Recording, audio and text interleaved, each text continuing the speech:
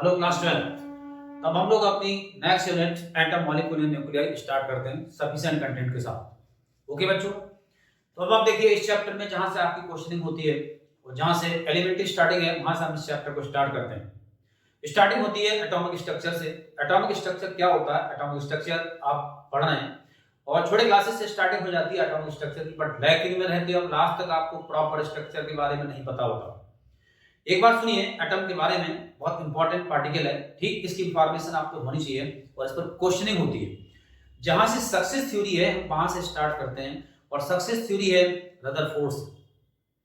Rutherford ने atom के बारे में इंफॉर्मेशन कलेक्ट की थी अपने एक एक्सपेरिमेंट के थ्रू, और ये experiment Rutherford's alpha scattering experiment कहलाता है, जिसके अकॉर्डिंग रदरफोर्ड ने जो कलेक्शन किया था वो थ्योरी आपके सामने है। तो अब आप देखिए हमने बोर्ड पर आपके सामने बनाया एक बड़ा सा एटम। ठीक, रदरफोर्ड ने गोल्ड फाइल पर अल्फा पार्टिकल्स की बम्बार्डमेंट की थी और उससे एटॉमिक स्ट्रक्चर के बारे में इंफॉर्मेशन सेलेक्ट की थी, वो आपके सामने है। देखिए, when alpha particles are bombarded on the gold foil, then maximum alpha particles are passing through the foil without any deflection. Maximum number of alpha particles are passing through the gold foil without any deflection. This shows that maximum part of the atom is empty. It is the correct information given by Rutherford by alpha scattering experiment. Now the next point by this theory, that is, some alpha particles which are approaches near the nucleus are deviated from their path. This information is regarding the charge in the nucleus. Means alpha particle पर positive charge होता है जब alpha particle nucleus के पास से गुजरता है या अपने रास्ते से डेविएट होता है। इससे पता लगता है कि न्यूक्लियस के अंदर पॉजिटिव चार्ज प्रेजेंट है। ये भी करेक्ट इंफॉर्मेशन है about the atomic structure. Means positive charge of the atom is present in the nucleus. Okay बच्चों, some alpha particles, that is minimum number of alpha particles which are approaches exact at the nucleus, are returned back or stopped. This shows that nucleus of the atom is rigid, जिसको तोड़ना possible नहीं है या फिर impossible है या फिर बहुत डिफिकल्ट है। तो that means nucleus of the atom is rigid. ये इंफॉर्मेशन मिलती है जब अल्फा पार्टिकल्स न्यूक्लियस पर अप्रोच होते हैं, ये बैक होते हैं या फिर स्टॉप होते हैं। मीन इनके पास जो काइनेटिक एनर्जी होती है it is completely converted into electrostatic potential energy. इससे पता लगता है nucleus of the atom is rigid. These are the three informations given by Rutherford by alpha scattering experiment, और ये सारी इंफॉर्मेशंस करेक्ट है। इन इंफॉर्मेशंस के बाद दो कॉन्सेप्ट आते हैं, इन कॉन्सेप्ट पर क्वेश्चनिंग आपकी होती है। ठीक है भाई, इसमें नेक्स्ट कॉन्सेप्ट है आपका, that is impact parameter. Impact parameter किसे कहा गया है, इंपैक्ट पैरामीटर किसे कहते हैं?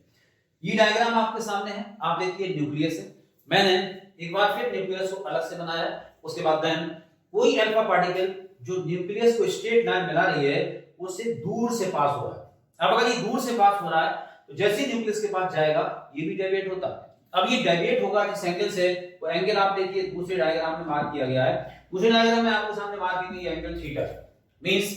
तो इंपैक्ट पैरामीटर किसे कहा गया है, that is the perpendicular distance between velocity vector of the alpha particle from the straight line joining the nucleus is called impact parameter, given by the result v is equal to 1 upon 4 pi epsilon naught z square cot theta by 2 upon kinetic energy of the alpha particle, kinetic energy of the alpha particle. Okay बच्चों, तो यहाँ पर half mv square represent कर रहा है, half mv square या half mv square कुछ भी लिखिए, ये काइनेटिक एनर्जी को रिप्रेजेंट कर रहा है किसी अल्फा पार्टिकल के, और ये है थीटा स्कैटरिंग एंगल। ओके बच्चों, फार्मूला याद कर लीजिए, इस डिस्टेंस को आप फिजिकली देख लीजिए, सफिशिएंट है, इससे ज्यादा जानने की जरूरत नहीं है इंपैक्ट पैरामीटर के बारे में। ओके, जेट एटॉमिक नंबर है, ई इलेक्ट्रॉन का चार्ज है, ये आपको अच्छे से पता है। ओके बच्चों, उसके बाद नेक्स्ट कॉन्सेप्ट आता है डिस्टेंस ऑफ क्लोजेस्ट अप्रोच। नाम देखिए, डिस्टेंस ऑफ क्लोजेस्ट अप्रोच। जो अल्फा पार्टिकल्स न्यूक्लियस को अप्रोच करते हैं, ठीक है, वो न्यूक्लियस के कितने पास पहुंचते हैं कितने पास पहुंचते हैं, ये डिस्टेंस ऑफ क्लोजेस्ट अप्रोच कहलाती है। अब आप पढ़ तो रहे एटॉमिक स्ट्रक्चर, बट मैकेनिक्स के बिना फिजिक्स नहीं होती। आप फिजिक्स की कोई भी ब्रांच स्टडी कर रहे हैं, हर ब्रांच में मैकेनिक्स आपको आनी कंपलसरी है। मैकेनिक्स का मतलब laws of motion, work of energy, kinematics. अगर ये यूनिट्स आपकी वीक है तो कहीं ना कहीं आपकी लैकिंग थोड़ी सी बनी रहती है। बट आप सुन लीजिए कि डिस्टेंस ऑफ क्लोजेस्ट अप्रोच हम कैसे निकालें। जब अल्फा पार्टिकल की बम्बार्डमेंट होती है एग्जैक्ट न्यूक्लियस पर, जब न्यूक्लियस पर अल्फा पार्टिकल अप्रोच कर रहा होता है, ठीक, तो जब ये न्यूक्लियस पे अप्रोच कर रहा है इसके पास काइनेटिक एनर्जी, जब ये न्यूक्लियस के पास पहुंचेगा तो इस पर रिपल्सिव फोर्स अप्लाई होगा। रिपल्सिव फोर्स अप्लाई क्यों होगा? क्योंकि अभी मैंने आपको बताया कि न्यूक्लियस में कौन सा चार्ज है? पॉजिटिव चार्ज है। अब न्यूक्लियस में अगर पॉजिटिव चार्ज है, अल्फा पार्टिकल पर भी पॉजिटिव चार्ज है, जैसे ही न्यूक्लियस के अप्रोच के अंदर आएगा ये पॉजिटिव चार्ज एक दूसरे को रिपेल करेंगे, मतलब न्यूक्लियस से इस पर रिपल्सिव फोर्स अप्लाई होगा।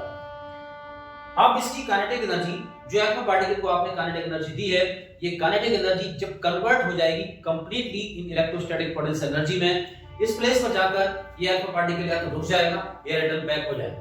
ओके, तो अब आप देखिए हम मैकेनिक्स यूज कर रहे हैं जिसके अकॉर्डिंग काइनेटिक एनर्जी कन्वर्ट होगी इलेक्ट्रोस्टैटिक पोटेंशियल एनर्जी की इक्वल। अब यहां देखिए अल्फा पार्टिकल पर चार्ज कितना होगा? Double of the charge of proton, that is 2e। अगर काइनेटिक एनर्जी किसी अल्फा पार्टिकल की जो भी आप कंसीडर करते हैं तो e kinetic of alpha particle will be equal to electrostatic potential energy. Electrostatic potential energy 1/4 pi epsilon naught electrostatics में Q1 Q2 by r square, nucleus में चार्ज है Ze, Z एटॉमिक नंबर है, और alpha particle पर charge है E 2e upon r not. ये distance है जहां तक अल्फा पार्टिकल पहुंचा है न्यूक्लियस से, और इसके बीच की डिस्टेंस है r नॉट। इसी को आप डिस्टेंस ऑफ क्लोजेस्ट अप्रोच कहेंगे। Kinetic energy of the alpha particle will be equal to 1/4 pi epsilon naught Ze into 2e upon r naught। ये फार्मूला हमने कहां से लिया है? इलेक्ट्रोस्टैटिक पोटेंशियल एनर्जी का फार्मूला होता है 1/4 pi epsilon naught Q1 Q2 upon r। अगर दो charge particles Q1 and Q2 r distance पर है, इस सिस्टम की इलेक्ट्रोस्टैटिक पोटेंशियल एनर्जी का फार्मूला होता है 1/4 pi epsilon naught Q1 Q2 by r। यहां पर आप देखिए न्यूक्लियस में चार्ज कितना है? न्यूक्लियस में चार्ज है Ze। अल्फा पार्टिकल जो यहां तक पहुंचा है उस पर चार्ज है 2e। अब ये दो चार्जेस का सिस्टम बना 2e and Ze, तो Q1 and Q2 रिजल्ट आया Ze into 2e upon r naught। ये आपके पास रिजल्ट है। अब आपको r naught निकालना है, उसको सेपरेट कर देते हैं। r naught is equal to 2 Ze square upon 4 pi epsilon naught into e kinetic। ये r नॉट का फार्मूला आ गया। ये डिस्टेंस ऑफ क्लोजेस्ट अप्रोच कहलाएगी। r नॉट को मैंने सेपरेट कर दिया तो काइनेटिक एनर्जी नीचे पहुंच जाती है, और ये 2 upon 4 pi epsilon not into e kinetic. अगर आप इसको हाफ mu स्क्वायर लिखना चाहें तो आप देख सकते हैं, मींस r नॉट की वैल्यू 2 4 पाई एप्सिलॉन नॉट, और ये half mu square in the kinetic energy of the alpha particle. ये डिस्टेंस ऑफ क्लोजेस्ट अप्रोच कहलाती है। क्वेश्चनिंग इससे बहुत ज्यादा हुई। ओके बच्चों, तो ये है information about the atomic structure given by Rutherford as well as two side topics impact parameter and distance of closest approach.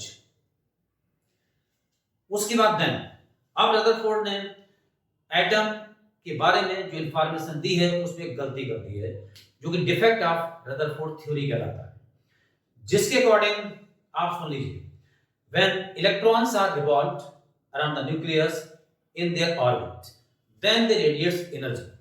Right, ये इन्होंने जो सेंटेंस यूज किया ये इनकरेक्ट इंफॉर्मेशन है about the atomic structure. If electron radiating the energy then its orbit will become small and at last it jump in the nucleus. अगर ये nucleus में गिर जाएगा तो एटम विल बी फिनिश्ड। ठीक, एटम की existence खत्म हो जाएगी। अब ये पॉसिबल नहीं है कि इलेक्ट्रॉन एनर्जी रेडिएट करता है जब अपनी ऑर्बिट में रिवॉल्व होता है। ओके बच्चों, it is the negative point और the defect of the Rutherford theory about the atomic structure. Crystal clear हो चुका होगा आपको रदरफोर्ड का एक्सपेरिमेंट। एंड आफ्टर दैट इसमें इंप्रूवमेंट किया है बोर्स ने अपनी थ्योरी के थ्रू, जिसको आप bourse theory about the atomic structure कहते हैं। तो जो लास्ट पॉइंट है रदरफोर्ड का डिफेक्ट, उसको बोर्स ने कैसे रिमूव किया, वो रदरफोर्ड की थ्योरी के अंदर अपने पॉइंट्स आते हैं, बोर्स की थ्योरी के अंदर अपने पॉइंट्स आते हैं, जिसमें रदरफोर्ड थ्योरी को करेक्शन मिला, जिसके अकॉर्डिंग अब मैं बोर्स थ्योरी पर आगे बढ़ता हूं। Bourse theory about the atomic structure, और से सारी इंफॉर्मेशन एटम के बारे में आपको मिल जाएगी।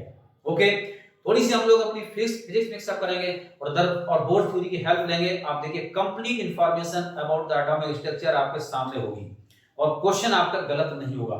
जहां पर आप कंफ्यूज होते हैं ऑब्जेक्टिव क्वेश्चंस में, जहां पर नीट है, जेई है, आप देखिए थ्योरी के अंदर से जो क्वेश्चंस निकल के आते हैं उसमें मैक्सिमम बच्चे बीट होते हैं। जो न्यूमेरिकल बेस्ड क्वेश्चंस होते हैं उनको तो आप कर ले जाते हो, कई बार कॉन्सेप्ट के बीच से क्वेश्चन क्रिएट होता है, वहां पर आप लैकिंग में रहते हैं। ठीक, मैं आपके सामने लाऊंगा कि क्वेश्चन बहुत ज्यादा पूछा गया। आगे बढ़ते हैं। देखिए भाई, बोर्स थ्योरी पर हम लोग आगे आते हैं। सबसे पहले बोर्स थ्योरी ने रदरफोर्ड के डिफेक्ट पॉइंट को रिमूव किया और उन्होंने अपना फर्स्ट पॉइंट दिया, that is electrons are revolve only in those orbits in which their angular momentum is integral multiple of nh/2 pi. Electron उसी ऑर्बिट में रह सकता है जिसमें इसका एंगुलर मोमेंटम इंटीग्रल मल्टीपल होगा nh/2 पाई के, अदरवाइज वो अपनी ऑर्बिट अपने हिसाब से डिसाइड नहीं करता कि कभी कहीं पहुंच गया, कभी कहीं पहुंच गया। अब एंगुलर मोमेंटम क्या होता है? 11th क्लास का रोटेशनल मोशन का टॉपिक है, जिसको आप एंगुलर मोमेंटम कहते हैं। Moment of linear momentum angular momentum कहलाता है। अगर आप लीनियर मोमेंटम का मोमेंट फाइंड आउट करते हैं तो that is called angular momentum. Means अगर आप लीनियर मोमेंटम को मल्टीप्लाई कर दें perpendicular distance from the axis of rotation से, तो आपको मिल जाता है एंगुलर मोमेंटम। इतना हिंट दे दिया। अब 11th तो नहीं पढ़ाया जाएगा, आप 12th के बच्चे हो, तो इतना हिंट मैंने आपको दे दिया कि एंगुलर मोमेंटम किसे कहते हैं। बोर्स थ्योरी का पहला पॉइंट हम आपके सामने लिखने जा रहे हैं। देखिए भाई, अब आप आगे बढ़ते हैं बोर्स थ्योरी पर, जिसके अकॉर्डिंग तो देखिए बच्चों, बोर्स थ्योरी के according angular momentum of the electron in its orbit will be equal to nh/2 pi. ठीक, देखिए आपके सामने लिखता हूं first point of the Bohr's theory, n v r is equal to nh/2 pi. First point of the Bohr theory, n v r is the angular momentum will be equal to nh/2 pi, n principal quantum number h belongs to the constant to pi आपसे परिचय है। Okay बच्चों, तो first point है जिसके according electrons are revolve only in those orbits in which their angular momentum is integral multiple of nh/2 pi. Angular momentum is given by nvr will be equal to nh/2 pi. It is the first point of the Bohr's theory. And after that, the next point of the theory is that is the important point, और इसी से हमारा spectrum create होता है, जिसके according if energy is taken from the electron, it jump in the lower orbit. If energy is supplied for the electron, it jump in the higher orbit and stay there only for 10 to the power minus 8 seconds, then return back in the same orbit and radiating the energy equal to the energy of the photon. जब electron अपनी initial orbit में back होता है तो ये light emit out करता है, इसी से आपका स्पेक्ट्रम क्रिएट होगा। और ये इतना इंपॉर्टेंट टॉपिक है, इसी से बनी है लेजर बीम ऑफ लाइट, इसी कॉन्सेप्ट से बनी है laser beam of light.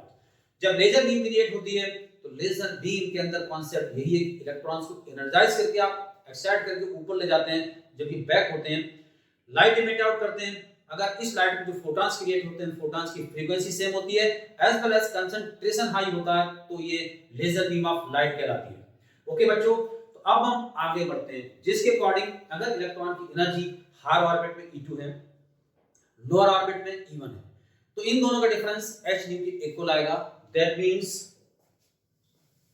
E2 minus E1 is equal to h nu. Second point of the Bohr's theory. Okay बच्चों, बहुत इंपॉर्टेंट पॉइंट ये आपको पता होना चाहिए। Energy of the electron in the higher orbit E2, in the lower orbit E1, then difference will be equal to h nu, as Planck's universal constant, and nu is the frequency of light. जो photon create होगा उस photon की frequency nu है। ठीक है भाई, दोबारा सुन लीजिए एक बार। When energy is taken from the electron, it jump in the lower orbit. When energy is supplied for the electron, it jump in the higher orbit and stay there only for 10 to the power minus 8 seconds, then return back in the same orbit and radiating the energy equal to the energy of photon. Given by the result, E2 minus E1 is equal to h nu. Second point of the Bohr's theory. इन दोनों points के बाद हम next information collect करने के लिए आप देखिए जहां से क्वेश्चन नीट और जेई और 12 तीनों के लिए एक्सपेक्टेड है। अब हम आगे बढ़ते हैं नेक्स्ट इंफॉर्मेशन कलेक्ट करने के लिए। कॉन्सेप्ट हमारे फिजिक्स के यूज होते हैं जिसके अकॉर्डिंग अगर हमने इलेक्ट्रॉन जिस ऑर्बिट में है उस ऑर्बिट का रेडियस का एस्टिमेशन करना है। अब रेडियस का एस्टिमेशन आपको करना है and after that radius principal quantum number of orbit के साथ कैसे रिलेट करती है, कैसे रिलेट करती है इस पर आपको जाना है। अब आप देखिए हम आगे बढ़ते हैं। हमारा नेक्स्ट टॉपिक है estimation of the size of the radius of the orbit, estimation of the size of the radius of the orbit। अब साइज फाइंड आउट करने के लिए देखिए, अब आप सोच रहे हैं कि साइज निकालना है तो हम यहाँ से r को सेपरेट कर दें और r को सेपरेट करने के बाद nh/2 into b आ जाएगा। ठीक है, अब b आ जाएगा, उसके बाद देन अब r जब पूछेंगे तो r अगर n की टर्म्स में यहाँ से जो आप आंसर देते हो वो इनकरेक्ट आंसर आपका आता है। n के लिए बच्चे पूछते हैं, क्वेश्चन पूछा गया है कि r और n प्रिंसिपल क्वांटम नंबर और रेडियस के बीच क्या रिलेशन है। अब directly r is proportional to n लिखते हो जो कि इनकरेक्ट है। r proportional to n square होता है, कैसे होता है अभी आपके सामने रिजल्ट आने वाला है। ठीक है भाई, तो आप देखिए मैं आगे बढ़ता हूं। फिर मैकेनिक्स की जरूरत है, मींस हमें जाना पड़ेगा laws of motion. Electron revolve कर रहा है about the nucleus in their orbit. अब ऑर्बिट्स कैसी होती हैं, नियर अबाउट सर्कुलर। अब नियर अबाउट सर्कुलर है तो आपकी मैकेनिक्स कहती है लॉज ऑफ मोशन के अकॉर्डिंग चाहे वो चार्ज पार्टिकल है अनचार्ज पार्टिकल सर्किल में तब तक मूव नहीं कर सकता जब तक उसको कहीं ना कहीं से सेंट्रीपिटल फोर्स प्रोवाइड नहीं होता। ओके बच्चों, तो अब इलेक्ट्रॉन अपनी ऑर्बिट्स में रिवॉल्व हो रहा है in circular path, that means इसको कहीं ना कहीं से सेंट्रीपिटल फोर्स प्रोवाइड हो रहा है। आपको इस कांसेप्ट पर जाना है तब आप रेडियस को एस्टिमेट कर पाओगे। Means when electrons are revolved about the nucleus in their orbit, then required centripetal force for the electrons will be provided by electrostatic force between the charge in the nucleus and charge on the electron। अब देखिए, nucleus में charge positive है, electron पर charge negative है। Nucleus से एक attractive force create होता है, इस अट्रैक्टिव फोर्स से इलेक्ट्रॉन को सेंट्रीपिटल फोर्स मिलता है जिसकी वजह से वो अपनी ऑर्बिट में बाइंड अप रहता है। क्लियर हो चुका होगा बच्चों, और छोटा सा कॉन्सेप्ट है 11th क्लास का, ये सब बच्चों को आता है। ओके, तो जब हम एस्टिमेशन करने जा रहे हैं रेडियस का तो हमारे पास लॉज ऑफ मोशन की हेल्प ली, तब जाके हम आगे आए इस कंटेंट पर, इस कॉन्सेप्ट पर। ठीक है भाई, आगे बढ़ते हैं। और उसके अकॉर्डिंग अगर इस इलेक्ट्रॉन की वेलोसिटी किसी भी ऑर्बिट में भी है तो इस पर जो सेंट्रीपिटल फोर्स होगा दैट इज mv²/r। mv²/r ये कहां से मिलेगा? Electrostatic force between the charge in the nucleus and charge on the electron. Electrostatic force Coulomb's law से 1/4πε0 q1 q2। Atomic number z है तो न्यूक्लियस में चार्ज Ze, इलेक्ट्रॉन पे चार्ज E अपॉन r², ये रेडियस ऑफ द ऑर्बिट है। तो अब आप देखिए, ये आपने कूलम्ब्स लॉ अप्लाई किया, q1 q2 अपॉन r², इस फोर्स से क्रिएट होता है mv²/r जिसकी वजह से इलेक्ट्रॉन अपनी ऑर्बिट में टिका हुआ है। ठीक बच्चों, अब आप देखिए यहां से एक r को कैंसिल करते हैं और कैंसिल करने के बाद हमारे पास रिजल्ट आता है mv² 1/4πε0 Ze²/r। ठीक, इसको हम थर्ड रिजल्ट कंसीडर करते हैं, that is the result third. mv² 1/4πε0 Ze²/r। Okay, अब आप देखिए रिजल्ट आ चुका है। हमने b एलिमिनेट करना है, यहां से b एलिमिनेट करना, उसके बाद r और n का जो रिलेशन आएगा वो करेक्ट रिलेशन कहलाएगा। ठीक है भाई, तो देखिए अगर हम फर्स्ट इक्वेशन को स्क्वायर करके थर्ड से डिवाइड कर दें तो b एलिमिनेट हो जाएगा। Squaring equation first and dividing by third, squaring equation first and dividing by third, first को स्क्वायर करते हैं और थर्ड से डिवाइड करते हैं। फर्स्ट का स्क्वायर आएगा m² v² r² is equal to n² h² upon 4π²। इससे डिवाइड करेंगे m v² Ze² upon 4πε0 into r। ठीक बच्चों, अब हम b स्क्वायर को एलिमिनेट कर रहे थे, देखिए यहां से एलिमिनेट हो जाएगा। ठीक, एक m से m कैंसिल आउट हो जाएगा। और उसके बाद देन अब आपके पास रिजल्ट है जिसमें हम आगे पहुंचाते हैं इसको, n square h square 4 pi epsilon not r upon 4 pi square z square. ठीक है भाई, सॉल्व कर लेते हैं। 4 से 4 कैंसिल, एक पाई से पाई कैंसिल। ठीक है भाई, और यहाँ पर एक r स्क्वायर है, इस r स्क्वायर से r को खत्म करते हैं और इस r को सेपरेट रखते हैं। तो r इज इक्वल टू, ध्यान से देखिए, n square h square epsilon naught upon, एक m बचा हुआ है इसको नीचे ले जाते हैं, n पाई z स्क्वायर। ये देखिए r का फॉर्मूला आपके सामने आया है, n square h square epsilon naught upon m पाई z स्क्वायर। अब इसको गौर से देखें, h Planck's universal constant, epsilon not permittivity of free space, m mass of electron constant. ऐसा नहीं इलेक्ट्रॉन ने खाना खा लिया तो मास बदल जाएगा, ठीक है, भूखा रह गया तो बदल चेंज हो जाएगा। ओके, इलेक्ट्रॉन का मास कांस्टेंट है, पाई कांस्टेंट है, किसी भी एटम का एटॉमिक नंबर कांस्टेंट है, इलेक्ट्रॉन चार्ज कांस्टेंट है। अब आप देखिए h constant, epsilon not constant, m constant, pi constant, z constant, e constant. ठीक, अब ये सारी टर्म्स कांस्टेंट हैं, इसका मतलब radius is directly proportional to n square. Question asked by NEET, JEE as well as 12th. Radius n के साथ कैसे रिलेट करता है? That is r is directly proportional to n square. ये आपके पास फार्मूला आ चुका है, ये इंपॉर्टेंट रिजल्ट है रेडियस और प्रिंसिपल क्वांटम नंबर के लिए। ठीक बच्चों, अब आप देखें, आप पढ़ रहे हैं एटॉमिक स्ट्रक्चर। एटॉमिक स्ट्रक्चर पढ़ते समय हमें जरूरत पड़ रही है रोटेशनल मोशन की, जरूरत पड़ रही है लॉज ऑफ मोशन की। ठीक, अब लॉज ऑफ मोशन आप 11th में बेकार करके आए, रोटेशनल मोशन आपको आता नहीं है, एटॉमिक स्ट्रक्चर पढ़ने के आप 90% मार्क्स लाने की कोशिश कर रहे हो, फिर भी जितना मैंने ब्रीफिंग में आपको बताया है उससे आपका पर्पस सॉल्व हो जाएगा। इतने से ही आपके 90% हो सकते हैं, बट आप थोड़ा सा सिंसियरिटी से काम करिए, अभी भी टाइम बचा हुआ है, एफर्ट्स अपने लगा लीजिए। ओके बच्चों, तो अब आप देखिए हम लोग पहुंचे यहाँ तक r is proportional to n square के, यानी एस्टिमेशन हो चुका है इसका रेडियस का। ठीक, अब उसके बाद देन जब इलेक्ट्रॉन अपनी ऑर्बिट में है, रिवॉल्व कर रहा है, अब ऑर्बिट में रिवॉल्व कर रहा है तो उसके पास काइनेटिक एनर्जी भी है, और काइनेटिक एनर्जी है और साथ में पोटेंशियल एनर्जी है। अब इलेक्ट्रॉन की एनर्जी का एस्टिमेशन स्टार्ट होगा। इलेक्ट्रॉन जब अपनी ऑर्बिट में है तो उसके पास काइनेटिक एनर्जी कितनी है, उसके पास पोटेंशियल एनर्जी कितनी है। ठीक है भाई, यहाँ भी आपको काफी सपोर्ट मिलेगी अगर आपने ग्रेविटेशन में केपलर्स लॉज को ढंग से देखा है।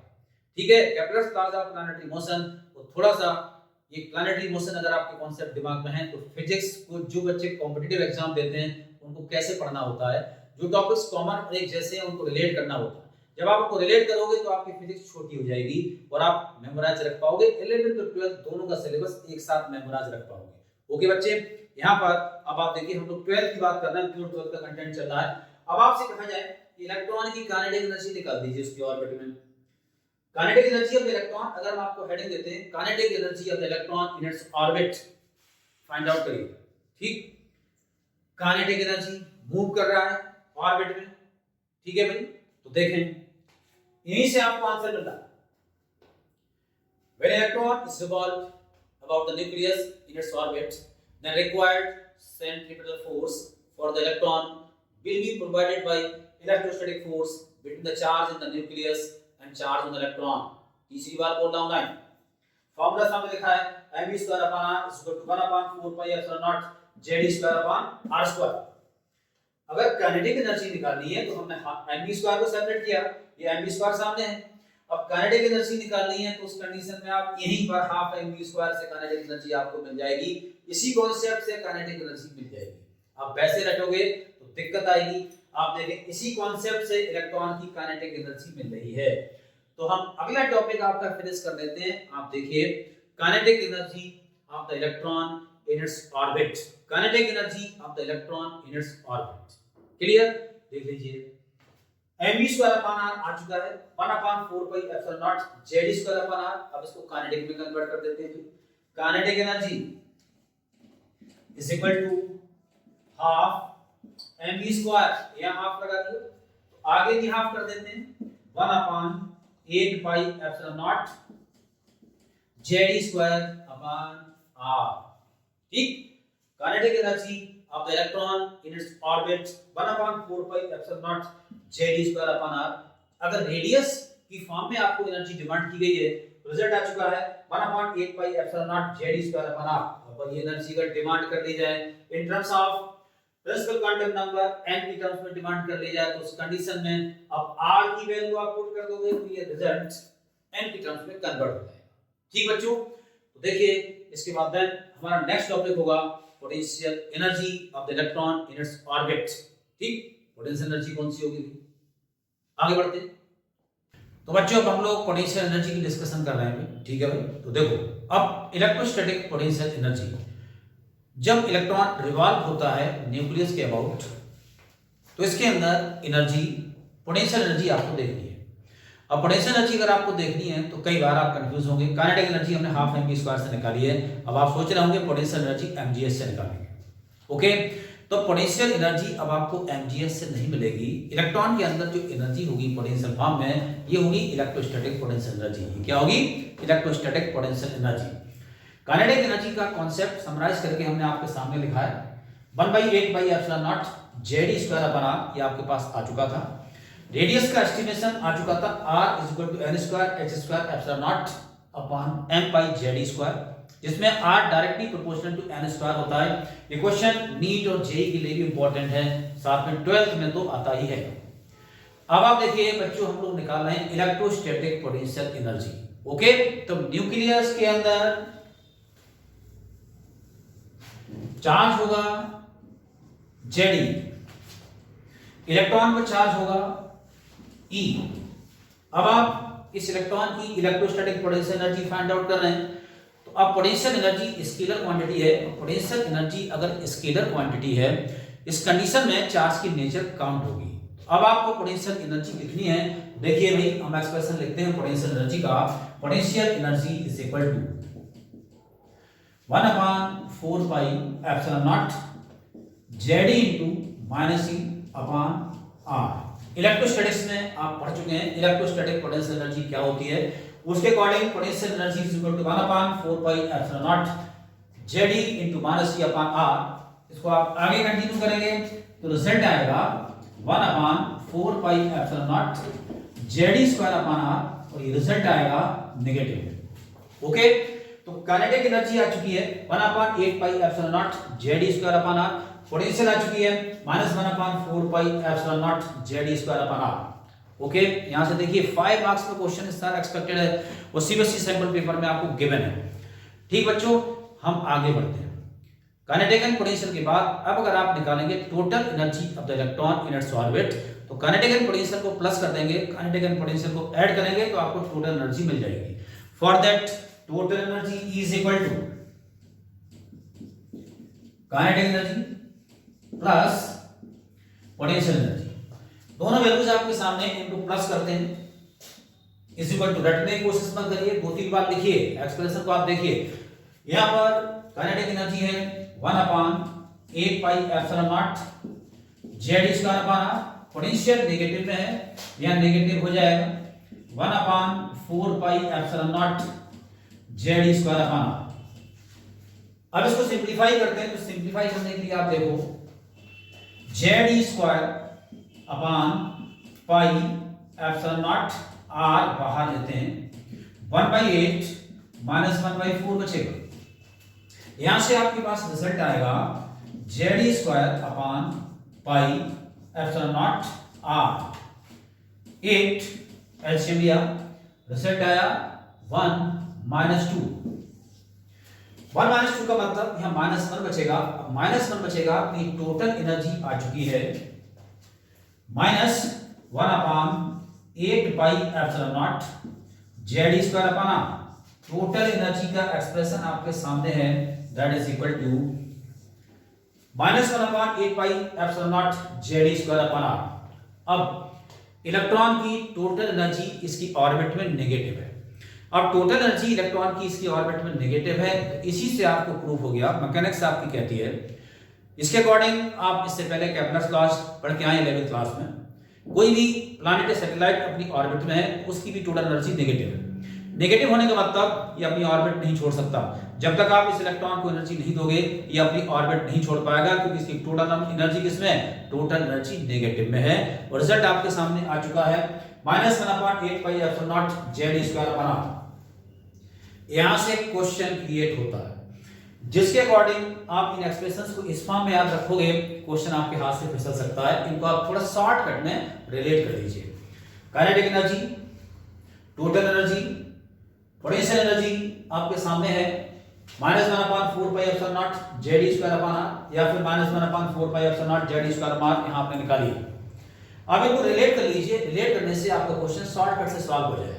देखिए टोटल है -1/8 pi epsilon naught Z²/r, kinetic है +1/8 पाई एप्सिलॉन नॉट Z²/r। अब काइनेटिक गिवन है या टोटल गिवन है? टोटल गिवन है, आपसे काइनेटिक पूछे तो kinetic is equal to -E। ठीक, टोटल एनर्जी गिवन है और इलेक्ट्रॉन की काइनेटिक एनर्जी पूछे तो kinetic is equal to -E। और अगर टोटल एनर्जी गिवन है, काइनेटिक पूछे तो kinetic energy is equal to kinetic energy is equal to -E। अब आपसे पूछे E और काइनेटिक एनर्जी गिवन है तो E is equal to minus kinetic. Okay बच्चों, तो अब आप देखिए यहां पर ये रिजल्ट आपके सामने आ चुका है, जिसके अकॉर्डिंग ये इंपॉर्टेंट है। इस साल सैंपल पेपर में इसका आपको क्वेश्चन दे रखा है। अब आप इसको रिलेट करिए पोटेंशियल के साथ। पोटेंशियल है 1/4 पाई एप्सिलॉन नॉट Z²/r। पोटेंशियल और टोटल को रिलेट करोगे तो आप देखिए टोटल है -1/8 पाई एप्सिलॉन नॉट Z²/r और ये है 1/4 पाई एप्सिलॉन नॉट Z²/r नेगेटिव के साथ। इसका मतलब अगर आप पोटेंशियल एनर्जी लिखोगे, potential energy is equal to 2 times of total energy. Total energy का 2 टाइम्स पोटेंशियल एनर्जी हो जाएगी किसी भी इलेक्ट्रॉन की इसकी ऑर्बिट में। ठीक है भाई, तो अब टोटल एनर्जी फाइंड आउट करने के लिए, पोटेंशियल एनर्जी फाइंड आउट करने के लिए, काइनेटिक एनर्जी फाइंड आउट करने के लिए आप इस कॉन्सेप्ट को यूज करने बैठ गए। 1/8 पाई एप्सिलॉन नॉट Z²/r -1/4 पाई एप्सिलॉन नॉट Z²/r या फिर टोटल के लिए -1/8 पाई एप्सिलॉन नॉट Z²/r। नहीं, अगर आपको पता है, मैं आपसे कह दूं कि total energy of the electron in its orbit is given by -13.6 by n² electron volt, और हम आपसे कहते हैं n2 है। अब n2 है तो आप निकालिए total energy, kinetic energy, potential energy. ठीक, रिलेशन आपके सामने। n की वैल्यू आप 2 पुट करोगे, उसके बाद देन टोटल एनर्जी मिल जाएगी। और टोटल और काइनेटिक का रिलेशन आपको पता है, टोटल और पोटेंशियल का रिलेशन आपको पता है। इससे आप टोटल से काइनेटिक और पोटेंशियल तक पहुंच जाओगे। आप इस एक्सप्रेशन को दोबारा यूज करके टाइम बर्बाद नहीं करोगे। ओके बच्चों, तो अब आप देखिए काइनेटिक एनर्जी, पोटेंशियल एनर्जी के इंडिपेंडेंट एक्सप्रेशंस आ चुके हैं, टोटल एनर्जी का इंडिपेंडेंट एक्सप्रेशन आ चुका है और इनका आपस में रिलेशन आ चुका है। इस रिलेशन पर क्वेश्चन एक एक्सपेक्टेड है, मैं आपको बता चुका। एंड आफ्टर दैट अब हम टोटल एनर्जी पर आगे बढ़ते हैं in terms of principal quantum number. Means total energy अगर आपको निकालनी है, अब आपको अब आर की वैल्यू अगर आप पुट कर देंगे, जब आप आर की वैल्यू पुट कर दोगे तो रिजल्ट प्रिंसिपल क्वांटम नंबर की टर्म्स में आपको मिल जाएगा। ठीक, बिल्कुल टू द पॉइंट, पूरा चैप्टर में बहुत ब्रीफ में आपको पढ़ा। तो देखिए भाई, अब हम आगे बढ़ते हैं। टोटल एनर्जी का एक्सप्रेशन है -1/8 पाई एप्सिलॉन नॉट Z²/r। इसमें आर की वैल्यू पुट करते हैं, तो आर की वैल्यू पुट करेंगे तो टोटल एनर्जी n की टर्म्स में आपको मिल जाएगी। For that E is equal to -1/8 pi epsilon naught Z²/r, सामने लिखा है n² h² epsilon naught upon m pi Z², n² h² epsilon naught upon m pi Z²। इससे आप देखें ये pi cancel out, total energy आ चुकी है माइनस, ये Z ऊपर पहुंच जाएगा, m ऊपर पहुंच जाएगा, m Z² 4 upon 8 epsilon naught square h² n²। Total energy in terms of n आ चुकी है -m Z² ठीक है भाई, -m Z² 4 upon 8 epsilon naught square h square n square. Okay बच्चों, तो टोटल एनर्जी का फॉर्मूला ये आपके सामने है in terms of n। Clear? तो अब m z square is to power 4 8 epsilon naught square h square n square. इसमें से आप देख लीजिए कोई वेरिएबल छूटा तो नहीं है। यहां देखिए 8 epsilon naught square n square h square, m और z स्क्वायर ऊपर पहुंच जाएगा, तो टोटल एनर्जी का रिजल्ट आपके सामने है। ठीक, अब अगर रिजल्ट को हम कन्वर्ट करते हैं रेडबर्ग कांस्टेंट की टर्म्स में, तो रेडबर्ग कांस्टेंट की टर्म्स में अगर हम इसको कन्वर्ट करते हैं, फॉर दैट देखिए आगे बढ़ते हैं। E is equal to minus m z square is to power 4 8 epsilon naught square h square n square. अब इसको hc से डिवाइड और hc से मल्टीप्लाई करते हैं, that is E is equal to minus z square m is to power 4 hc upon 8 epsilon naught square hqc n square. ये जो value है ये रेडबर्ग कांस्टेंट r कहलाएगी और E का रिजल्ट आएगा minus z square r hc upon n square. Rydberg constant आपको paper में गिवन होगा, लिखने की जरूरत नहीं है। z एटॉमिक नंबर है, r रेडबर्ग कांस्टेंट है, h प्लस यूनिवर्सल कांस्टेंट है, c speed of light, n principal quantum number, number of orbit है। ओके बच्चों, अब अगर हम r h c की वैल्यू पुट करते हैं, रिजल्ट कन्वर्ट होता है E is equal to minus z square 13.6 upon n square electron volt. Result convert होता है minus z square 13.6 upon n square electron volt. It is the energy of the electron in its orbit, that is 13.6 upon n square electron volt. z square कोई भी atom है उसके लिए z atomic number है। अगर आप hydrogen atom की बात करेंगे तो हाइड्रोजन एटम के केस में z 1 हो जाएगा, और z 1 हो जाएगा तो रिजल्ट कन्वर्ट हो जाएगा E is equal to minus 13.6 upon n square electron volt. अब इस पर क्वेश्चन आपका कैसे आएगा? इलेक्ट्रॉन की एनर्जी इन इट्स ऑर्बिट आ चुकी है 13.6 upon n square electron volt in case of hydrogen atom, और किसी दूसरे एटम के लिए एटॉमिक नंबर z स्क्वायर उसके साथ मल्टीपल रहेगा। अब इस पर क्वेश्चनिंग कैसे होगी, लैंग्वेज सुन लीजिए। What amount of energy is required to release an electron from first orbit to third orbit, from third orbit to fourth orbit. ठीक है, किसी भी ऑर्बिट से नेक्स्ट ऑर्बिट में ले जाने के लिए कितनी एनर्जी रिक्वायर होगी, लैंग्वेज सुन लीजिए। अगर हम यूज करते हैं from first orbit to third orbit, तो आप यूज करेंगे 1 n1 1 और n2 2। ओके, बट अगर इन्वॉल्व होगा excited world, what amount of energy is required to release an electron from first excited state to third excited state. अगर first excited है तो इसका मतलब ये सेकेंड ऑर्बिट होगी, और थर्ड एक्साइटेड है तो इसका मतलब ये फोर्थ ऑर्बिट कंसीडर होगी। ओके बच्चों, इसमें आपको करना क्या होगा, इसको आप सॉल्व कैसे करोगे? अगर आपसे कहें कि आप इस इलेक्ट्रॉन को ले जाते हैं यहां से यहां, तो कितनी एनर्जी की डिमांड होगी इसको इस ऑर्बिट में पहुंचाने के लिए? 2 नंबर में क्वेश्चन इंपॉर्टेंट है, न्यूमेरिकल इंपॉर्टेंट है, बहुत आसान काम, जिसको आगे बढ़ाते हैं। तो टोटल एनर्जी पर हम लोग क्वेश्चन डिस्कस कर रहे हैं। देखो भाई, अब यहां पर इलेक्ट्रॉन अपनी फर्स्ट ऑर्बिट में है और उसको आप सेकंड ऑर्बिट में ले जाना चाहते हैं, तो आप देखिए total energy of electron in its orbit हम लोग निकाल चुके हैं। E is equal to minus 13.6 upon n square electron volt. अगर एटॉमिक नंबर क्वेश्चन में नहीं गिवन होगा तो अंडरस्टूड है, आप उसको कंसीडर करोगे हाइड्रोजन एटम, और एटॉमिक नंबर गिवन होगा तो आपके पास रिजल्ट है, साथ में z स्क्वायर मल्टीप्लाई करोगे यहां पर माइनस z स्क्वायर। अब हम नॉर्मल क्वेश्चन बोल रहे हैं, इसके अकॉर्डिंग हम आपसे कह रहे हैं what amount of energy is required to release an electron from first orbit to second orbit. अब आप देखिए first orbit to second orbit, मैंने 2 ही ऑर्बिट बनाई है, किसी भी कोई भी एटम हो सकता है, तो उसमें आप देखिए आप निकालोगे डेल्टा E। अब डेल्टा E कैसे निकालोगे, हमारा फिजिक्स का concept, delta E is equal to E2 minus E1। अब यहां पर एटॉमिक नंबर नहीं गिवन है तो ये 1 कंसीडर होगा, और यहां पर E2 minus E1 that means minus 13.6 upon 2 square, और E1 नेगेटिव में है, प्लस करोगे तो प्लस हो जाएगा अपॉन 1 स्क्वायर। अब आप देखिए रिजल्ट आया आपके पास 13.6 अपॉन 1 स्क्वायर माइनस 13.6 अपॉन 4। इसको सिंप्लीफाई करोगे ये रिजल्ट आपका डेल्टा ई आ जाएगा। इलेक्ट्रॉन वोल्ट में कितनी एनर्जी रिक्वायर्ड होगी किसी भी इलेक्ट्रॉन को फर्स्ट ऑर्बिट से सेकंड ऑर्बिट में ले जाने के लिए। बच्चे नॉर्मली नेगेटिव निकाल देते हैं, या ध्यान रखिए E2 माइनस E1, जब E1 को पुट करोगे साइन के साथ में रिजल्ट पॉजिटिव में कन्वर्ट हो जाएगा, डेल्टा ई पॉजिटिव में आएगा। ओके बच्चों, तो ये पॉजिटिव में आएगा।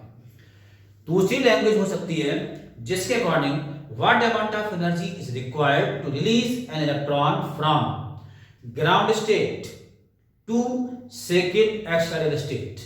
Ground state means first orbit, second excited means third orbit. अगर किसी नंबर के साथ एक्साइटेड बॉडी इन्वॉल्व होगा तो वो उससे अगली ऑर्बिट कंसीडर होगी।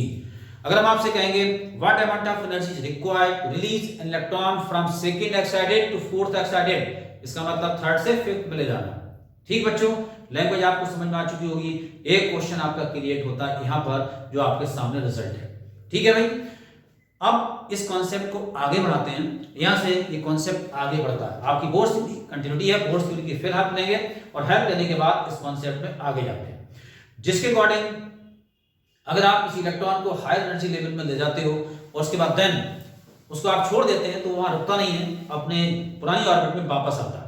जब वापस आता है तो लाइट एमिट आउट करता है, h न्यू के इक्वल फोटोन एमिट आउट करता है, इसके पास एनर्जी h न्यू होती है। इससे हमारे पास एक कॉन्सेप्ट क्रिएट होता है जिसको हाइड्रोजन स्पेक्ट्रम कहते हैं। आपका नेक्स्ट कॉन्सेप्ट आएगा हाइड्रोजन स्पेक्ट्रम। ओके बच्चों, तो अब आप देखिए आगे बढ़ते हैं। हाइड्रोजन स्पेक्ट्रम पर जाने से पहले इस एनर्जी को हम थोड़ा सा आगे कंटिन्यू करते हैं। स्पेक्ट्रम से पहले आपके प्रीवियस कॉन्सेप्ट क्या होंगे? टोटल एनर्जी हम लोगों ने निकाली थी इलेक्ट्रॉन की। Total energy E is equal to minus Z square e to power 4 m upon 8 epsilon naught square h square m square. ये आपने टोटल अमाउंट ऑफ एनर्जी निकाली थी।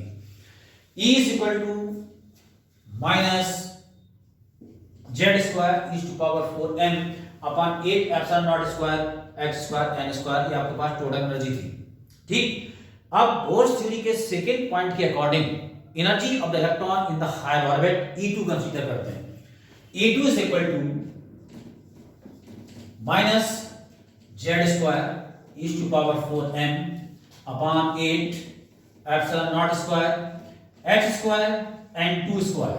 कुछ नहीं बदलेगा, सिर्फ n बदलेगा, that is equal to 2 square. In the lower orbit E1 is equal to minus Z square e to power 4 m upon 8 epsilon naught square h square and 1 square. ठीक, second point के according E2 minus E1 is equal to h nu, या फिर h nu is equal to E2 minus E1। तो h nu is equal to E2 minus Z square e to power 4 m upon 8 epsilon naught square h square and 2 square. Plus हो जाएगा ये, जब 1 लिखेंगे तो Z square e to power 4 m upon 8 epsilon naught square h square and 1 square. अब आप देखिए जो प्लस वाली टर्म है उसको पहले लिखते हैं और माइनस वाली को बाद में लिखते हैं। जो कॉमन टर्म्स है उसको कॉमन ले लेते हैं।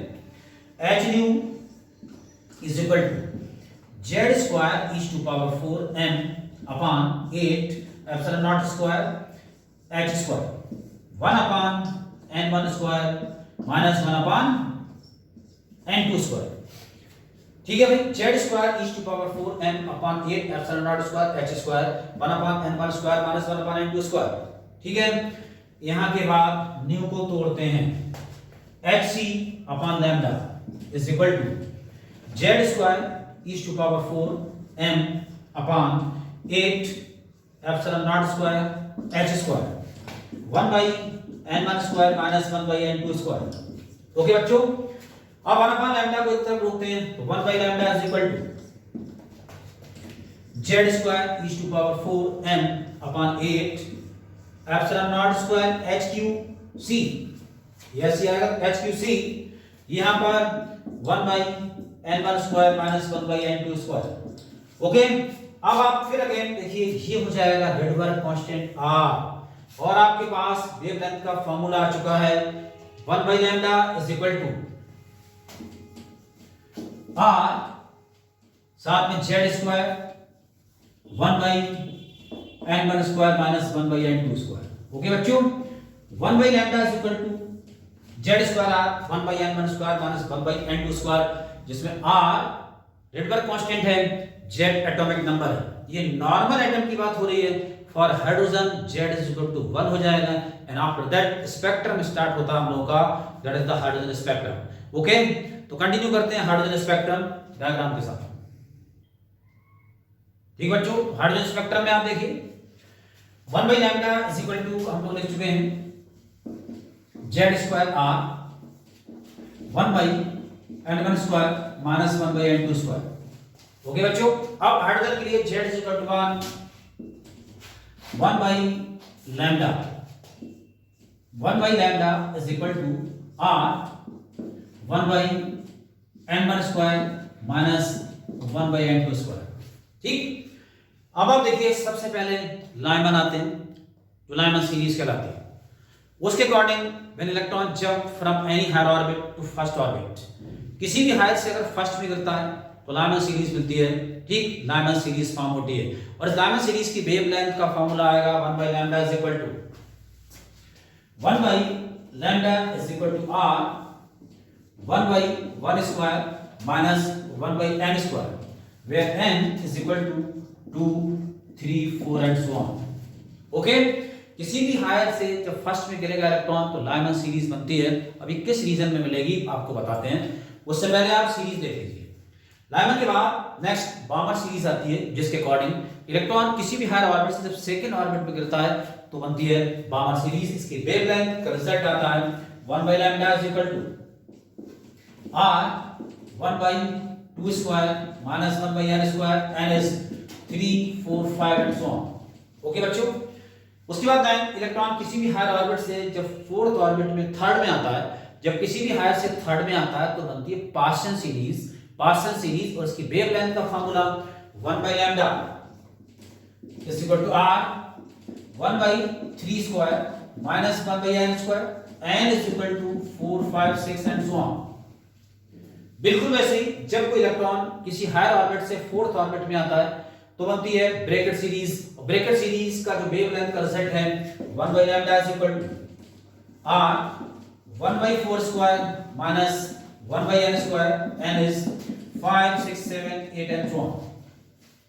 Just like that, when electron jump from any higher orbit to fifth orbit, Fund series is formed and the wavelength range of the Fund series is given by 1/lambda is equal to r 1/5 square minus 1/n square.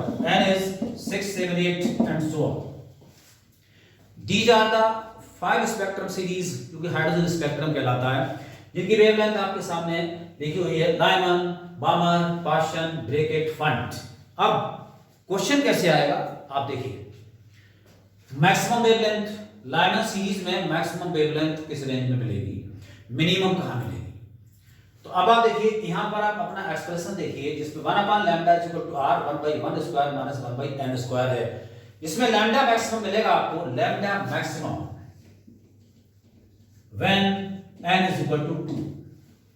ये तो 1 ही रहेगा, जब n की value 2 होगी तो lambda maximum मिलेगा। अगर question में पूछे लाइमन सीरीज में मैक्सिमम वेवलेंथ निकाल दीजिए तो मैक्सिमम वेवलेंथ के लिए n is equal to 2 put करेंगे, फार्मूले में रिजल्ट आ जाएगा फॉर मैक्सिमम वेवलेंथ। ठीक, हर एक के लिए नेक्स्ट नंबर मैक्सिमम वेवलेंथ देगा। अगर आपसे इसमें कहेंगे maximum wavelength n is equal to 3, इसमें कहेंगे maximum wavelength n is equal to 4, इसमें कहेंगे maximum wavelength n is equal to 5, इसमें कहेंगे maximum wavelength n is equal to 6। Minimum wavelength के लिए अगर इसमें कहेंगे minimum wavelength n is infinite, हर एक में n क्या हो जाएगा, इनफाइनाइट। जब n इनफाइनाइट होगा तो वेवलेंथ आपको मिनिमम मिलेगी। ओके बच्चों, तो मिनिमम के लिए हर सीरीज में n इनफाइनाइट होगा और मैक्सिमम के लिए n नेक्स्ट नंबर होगा।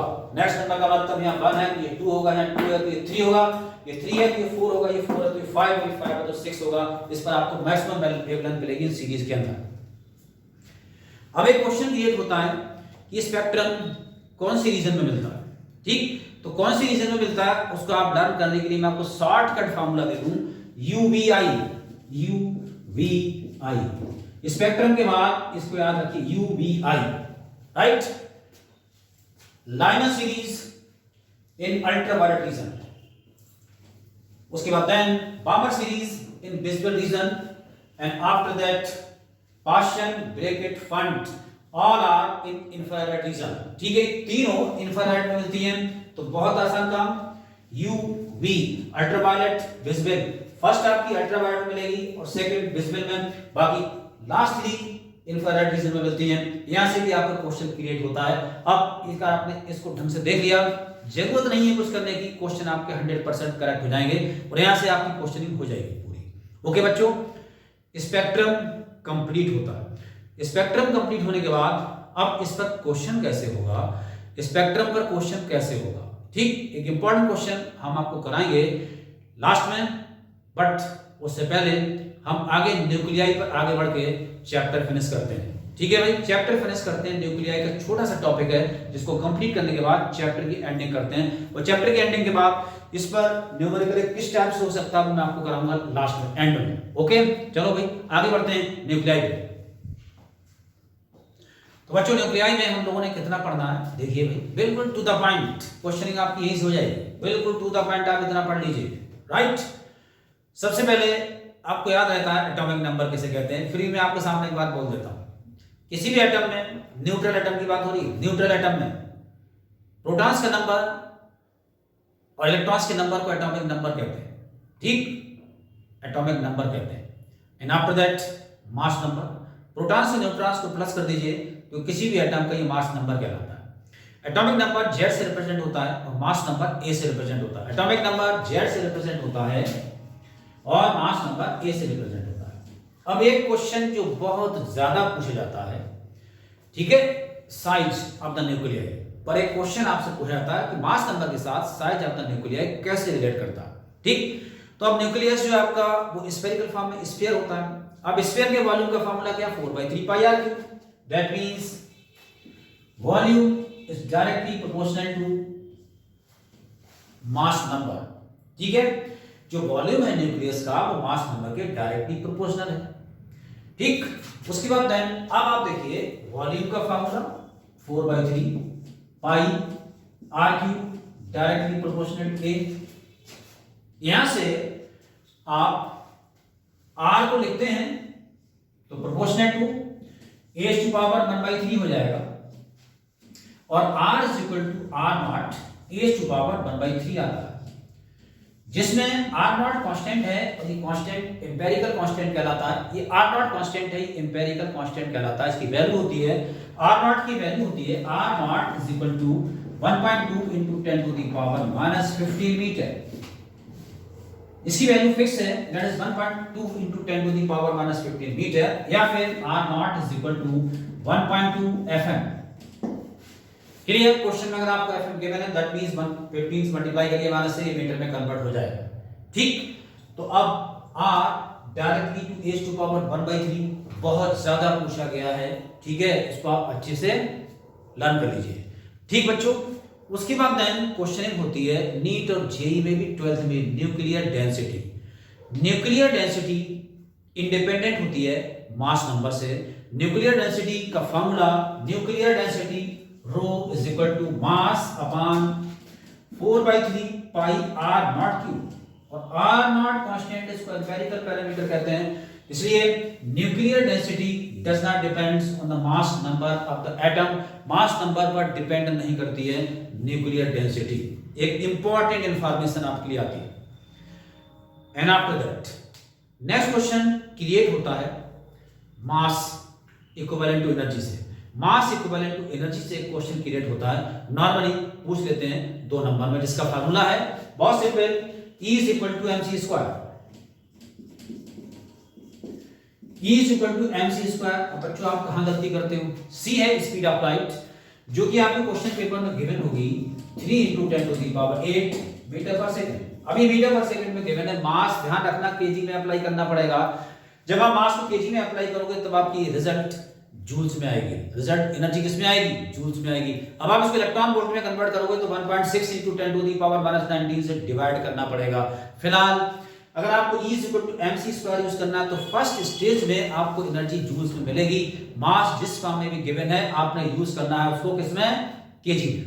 ठीक, अब अगर गिवन है मास एटॉमिक मास यूनिट में, ठीक, तो उसको देखिए 1 AMU = होता है 1.66 × 10⁻⁻27 kg। ठीक है भाई, तो 1 एटॉमिक मास यूनिट कितनी एनर्जी होल्ड करता है अगर आपसे पूछा जाए तो आप इसमें निकाल सकते हैं। देखिए हम यहां पुट करते हैं 1.66 × 10⁻⁻27 kg। इस फार्मूले में अप्लाई करोगे, जब इस फार्मूले में अप्लाई करोगे E = 1.66 10⁻⁻27 और C की वैल्यू 3 × 10⁸ इसका स्क्वायर, ये आंसर जूल्स में आएगा। बट इलेक्ट्रॉन वोल्ट में हम इसको क्या करेंगे, 1.6 × 10⁻⁻19 से डिवाइड कर देंगे तो आंसर इलेक्ट्रॉन वोल्ट में आता है। सिंपलीफाई करने पर आप सिंपलीफाई करके देख सकते हैं, अपने मोबाइल से सिंपलीफाई कर लेना। ठीक, तो ये की रिजल्ट आएगा आपके पास 931.25 मेगा इलेक्ट्रॉन वोल्ट। ठीक, ये तो बात हो रही है 1 एटॉमिक मास यूनिट की, बट वो आप सकते हैं 2 ग्राम, 4 ग्राम, 1 मिलीग्राम, 2 मिलीग्राम, 5 मिलीग्राम। इसको आप केजी में कन्वर्ट करिए, तो केजी में कन्वर्ट करने के बाद देन E = mc² से एनर्जी निकालिए, उस मास में कितनी एनर्जी होल्ड होगी।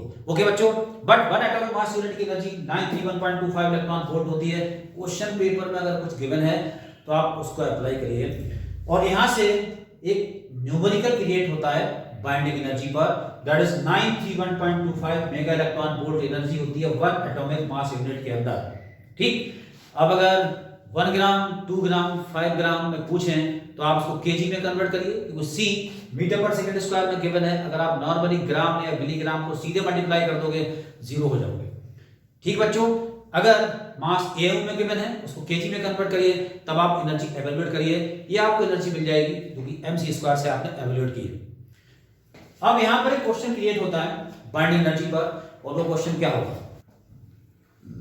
ठीक है भाई, तो 1 एटॉमिक मास यूनिट एनर्जी हम लोगों के पास 931.25 मेगा इलेक्ट्रॉन वोल्ट, राइट। अब मैं आपसे कह रहा था इस पर क्वेश्चन इंपॉर्टेंट क्रिएट होता है बाइंडिंग एनर्जी पर, और वो क्या है। बाइंडिंग एनर्जी पर न्यूमेरिकल ये है कि अगर आप किसी न्यूक्लियस को कंबाइंड तोलते हो, कंबाइंड मेजर करते हो, और प्रोटॉन और न्यूट्रॉन्स के मास को इंडिपेंडेंट मेजर करते हो, उसके बाद देन प्रोटॉन न्यूट्रॉन्स के इंडिपेंडेंट मास को ऐड करके न्यूक्लियस के मास से अगर कंपेयर करते हो तो ये डिफर आता है। ठीक, जो डिफरेंस आता है डेल्टा M, ठीक, यही आप एनर्जी के इक्विवेलेंट होता है और इसी को आप बाइंडिंग एनर्जी कहते हैं। आपको पता है 1 AMU में कितनी एनर्जी होती है, सामने लिखिए 931.25 mega electron volt. But question में अगर वो कुछ और कह देते हैं, इसी के आसपास कोई यही बोलेंगे 931 तो होगा ही, इसके आसपास कोई डेसिमल में वैल्यू चेंज करते हैं तो आप उससे मल्टीप्लाई करिए। मैंने आपसे कहा न्यूक्लियस को कंबाइंड मेजर करोगे, प्रोटॉन्स और न्यूट्रॉन्स का इंडिपेंडेंट मास मेजर करके प्लस करोगे तो ये मास डिफरेंट आएगा। ये जो मास डिफरेंट आएगा इसको आप 931.525 से मल्टीप्लाई करोगे तो आपको ये बाइंडिंग एनर्जी मिलेगी। तो सबसे पहले आप डेल्टा M कैसे निकालोगे, delta M = Z into mass of proton plus A - Z, mass number से एटॉमिक नंबर माइनस करोगे तो नंबर ऑफ न्यूट्रॉन्स मिल जाएंगे, into mass of neutrons minus combined mass of nucleus, ये आपके पास कितना आएगा, डेल्टा M आएगा।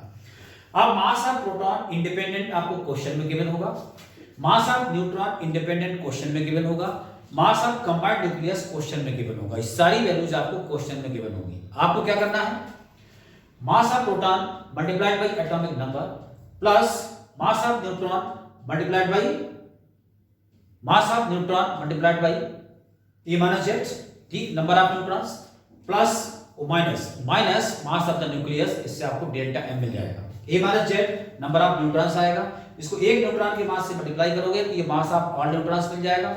ये एडिशन जो आएगा इसके साथ total mass of the nucleus minus करोगे तो उस कंडीशन में ये आपका डेल्टा M आएगा। अब डेल्टा M को जो भी वैल्यू क्वेश्चन में गिवन है उससे मल्टीप्लाई कर दोगे तो डेल्टा M इंटू 931.25 एनर्जी आएगी आपकी मेगा इलेक्ट्रॉन वोल्ट में। अगर वो कहेंगे एनर्जी पर न्यूक्लियन निकालो, find binding energy per nucleon. उस कंडीशन में ये जो आंसर आएगा, इस आंसर को आप मास नंबर से डिवाइड कर दोगे। जब आप मास नंबर से डिवाइड कर दोगे तो ये आपको बाइंडिंग एनर्जी पर न्यूक्लियन मिल जाएगी। बाइंडिंग एनर्जी पर न्यूक्लियन मिल जाएगी जब आप इसको मास नंबर से डिवाइड करोगे। ओके बच्चों, ठीक। तो when that 10 into 931.25 mega electron volt को आप मास नंबर से डिवाइड करते हो तो ये बाइंडिंग एनर्जी पर न्यूक्लियन मिल जाती है। ये बढ़िया क्वेश्चन है, बहुत पूछा गया है सीबीएसई। ओके, अब इसी पर एक ग्राफ आता है। ये ग्राफ नॉर्मल है बट ग्राफ बहुत पूछा गया है। बाइंडिंग एनर्जी और मास नंबर के बीच जो ग्राफ है, ये ग्राफ बहुत डिस्कस होता है। सीधे सीधे आपको ग्राफ ड्रॉ करना है और 3 नंबर में अक्सर क्वेश्चन पेपर में रख देता है। तो बाइंडिंग एनर्जी का ग्राफ क्या है वो आपके सामने है। इसको आप सेव को लर्न कर लीजिए, बट दैट्स ऑल सफिशिएंट है। देखिए ये ग्राफ मैं आपके सामने सेव बना देता हूं उसकी। ये है binding energy per nucleon, binding energy per nucleon, और ये है मास नंबर। इसकी शेप आप देखिए। अब इसमें क्या होता है कि स्मॉल न्यूक्लियस की तरफ, जब आप स्मॉल न्यूक्लियस से हैवी न्यूक्लियस की तरफ बढ़ते हो तो एनर्जी बढ़ती है, फिर गिरती है, बढ़ती है, फिर गिरती है, बढ़ती है, फिर गिरती है। आफ्टर दैट एक हैवी न्यूक्लियस आ जाता है 26 Fe56 के बाद ये लगातार गिरनी स्टार्ट हो जाती है। यानी हैवी न्यूक्लियस जो आते हैं तो उनकी एनर्जी, बाइंडिंग एनर्जी कम होना शुरू हो जाती है। ग्राफ की शेप क्या आती है देखिए भाई, H2, ठीक है, He4, अभी गिरेगा Li7, फिर उठेगा C12, फिर ये आएगा O16 एंड आफ्टर दैट ये चलता रहता है। आप ज्यादा नंबर मत यूज करिए, जितने आपको याद है उनको यूज कर लीजिए। एंड आफ्टर दैट ये 26 Fe56 के बाद एनर्जी कम होना स्टार्ट हो जाती है। ये बाइंडिंग एनर्जी का ग्राफ बहुत पूछा गया, 3 मार्क्स में बोर्ड आपसे अक्सर पूछ लेता है कि बाइंडिंग एनर्जी का ग्राफ शो कर दीजिए with respect to mass number. ठीक है बच्चों, तो अब आप देखिए ये Li, lithium, carbon, oxygen, nitrogen जो भी आप सीक्वेंस में लिखेंगे उसके अकॉर्डिंग इस ग्राफ की शेप को बता दीजिए। ये आपका ग्राफ है, ठीक, बाइंडिंग एनर्जी ग्राफ मास नंबर के रिस्पेक्ट में, और ये इस पर न्यूमेरिकल है। ठीक है बच्चों, अब एक न्यूमेरिकल और जो स्पेक्ट्रम पर क्रिएट होता है वो हम आपके सामने लाते हैं। ठीक बच्चों, तो अब आप देखिए स्पेक्ट्रम पर एक बहुत ही बढ़िया क्वेश्चन, ठीक, इसको आप ढंग से कर लीजिए। अब मैंने जो कराया क्वेश्चन आप उनको ढंग से कर लीजिए, सफिशिएंट है। ठीक है भाई, तो अब आप देखिए ये आपके सामने क्वेश्चन है, ये डायग्राम आपका क्वेश्चन पेपर में बना हुआ है। ठीक, उसके बाद देन आपसे कहा जाएगा which transition belongs the wavelength of 275 nanometre. इनमें से कौन सा ट्रांजिशन बिलोंग करेगा 275 नैनोमीटर वेवलेंथ के लिए। और कोई वेवलेंथ हो सकती है, कोई भी डायग्राम हो सकता है, रटना नहीं है। ठीक, कॉन्सेप्ट मैं आपको बता रहा हूं। तो इसमें ये वैल्यूज आपके सामने है, ठीक, एनर्जी लेवल्स पर आपको वैल्यूज गिवन होंगी। उसके बाद देन वेवलेंथ आपसे पूछेगी, ये वेवलेंथ लैम्डा 275 नैनोमीटर वेवलेंथ का ट्रांजिशन कौन सा होगा, ए बी सी डी। मतलब आप यहां से यहां गिरेगा इलेक्ट्रॉन, यहां से यहां गिरेगा, यहां से यहां गिरेगा, यहां से यहां गिरेगा, तो आपको 275 नैनोमीटर वेवलेंथ किस ट्रांजिशन में मिलेगी। ठीक, अभी क्वेश्चन कुछ भी हो सकता है, वेवलेंथ में कुछ दे सकते हैं और यहाँ पे एनर्जीज कुछ दे सकते हैं। कॉन्सेप्ट आपको क्या यूज करना है। अब एक बच्चा क्या करेगा, एक क्या करेगा, हर एक में एनर्जी निकालेगा और हर एनर्जी निकालने के बाद उसको माइनस करके देखेगा और हर एक में वेवलेंथ निकालेगा। इंडिपेंडेंट वेवलेंथ, हर ट्रांजिशन में इंडिपेंडेंट वेवलेंथ निकालोगे, टाइम बर्बाद हो जाएगा। ठीक, आपने क्या किया, ए में वेवलेंथ निकाली, बी में वेवलेंथ निकाली, सी में वेवलेंथ निकाली, डी में निकाली और वेवलेंथ निकालने के बाद 275 मैच कर रहे हो। बट नहीं, आप डायरेक्ट ई निकाल लीजिए, E is equal to H by lambda से, और ई निकालने के बाद जो आपके एच बाई लैम्डा से ई निकल के आएगा, ई जो निकल के आएगा उसके बाद आप डिफरेंस देख लीजिए। ये जो एनर्जी है वो किस डिफरेंस को मैच कर रही है। ये एनर्जी अगर इस डिफरेंस को मैच कर रही है, अगर ये एनर्जी आती है 2 इलेक्ट्रॉन वोल्ट, ट्रांजिशन ए हो जाएगा। अगर ये डिफरेंस आता है 4.5 इलेक्ट्रॉन वोल्ट तो ट्रांजिशन बी हो जाएगा। ये डिफरेंस आता है 2.5 इलेक्ट्रॉन वोल्ट तो सी हो जाएगा। और ये डिफरेंस आपके सामने ये डी हो जाएगा अगर आपका आता है 8 इलेक्ट्रॉन वोल्ट। ठीक, तो अब यहां पर जब आप सिंपलीफाई करोगे तो सिंपलीफाई करने पर जो रिजल्ट आएगा वो रिजल्ट 4.5 इलेक्ट्रॉन वोल्ट आ रहा है। अगर 4.5 इलेक्ट्रॉन वोल्ट आ रहा है तो ट्रांजिशन बी को बिलोंग करेगी। ये वेवलेंथ आप इसको सॉल्व करोगे शॉर्टकट तरीके से। ये ठीक, बहुत ही एक्सपेक्टेड क्वेश्चन और बढ़िया क्वेश्चन। इसको आप इतना कर लीजिए। बाकी कुछ चीजें सुन लीजिए आप। न्यूक्लियर फिजन, ठीक, जब हैवी न्यूक्लियस टूट के स्मॉल न्यूक्लियस में कन्वर्ट होता है और लार्ज अमाउंट में एनर्जी रिलीज होती है, इसको फिजन कहते हैं। ठीक, केमिस्ट्री में भी आप पढ़ते हो, एक रिएक्शन के साथ इसको आप देख लीजिए। फ्यूजन क्या होता है, जब स्मॉल न्यूक्लियाई कंबाइंड होकर हैवी न्यूक्लियाई फॉर्म करते हैं और इस ह्यूज अमाउंट में एनर्जी रिलीज होती है, इसको आप फ्यूजन कहते हैं। ओके बच्चों, एंड आफ्टर दैट आइसोटोप्स क्या होते हैं, आइसोबार्स क्या होते हैं, आइसोटोन्स क्या होते हैं। सेफ साइड के लिए 1 मार्क्स में आइसोटोप्स, आइसोबार्स, आइसोटोन्स एक बार आप देख लीजिए। That's all. ये आपका एटम, मॉलिक्यूल एंड न्यूक्लियाई आपका चैप्टर कंप्लीट होता है। आपके इस साल के टॉपिक्स अकॉर्डिंग यूनिट आपकी कंप्लीट होती है बाय द वन शॉट। इतना पढ़ लीजिए, सफिशिएंट है। बोर्ड के क्वेश्चंस आपको इससे मिल जाएंगे। ठीक बच्चों, ओके।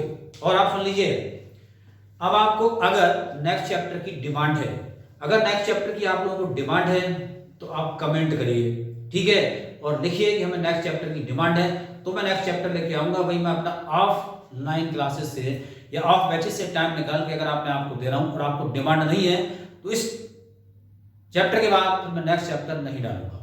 ओके बच्चों, अगर आपको डिमांड है तो कमेंट करिए हमारे यूट्यूब चैनल पर कि आपको नेक्स्ट यूनिट की डिमांड है, ठीक है, तो मैं नेक्स्ट यूनिट आपको डालता हूं। ओके बच्चों, आगे बढ़ते हैं।